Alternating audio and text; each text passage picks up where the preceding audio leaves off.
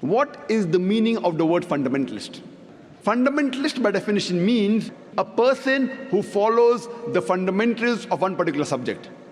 For example, if a mathematician wants to be a good mathematician, he should know, follow, and practice the fundamentals of maths.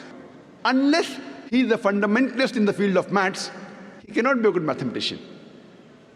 For a person who wants to be a good scientist, he should know, follow, and practice the fundamentals of science.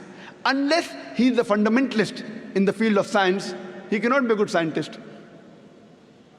You cannot paint all fundamentalists with the same brush, that all are good or all are bad. Depending in which field the person is a fundamentalist, you have to label him accordingly.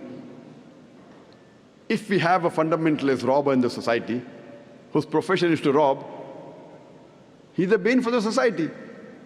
On the other hand, if we have a fundamentalist doctor, whose profession is to save thousands of human lives, he's good for the society. So depending in which field the person is a fundamentalist, you have to label him accordingly.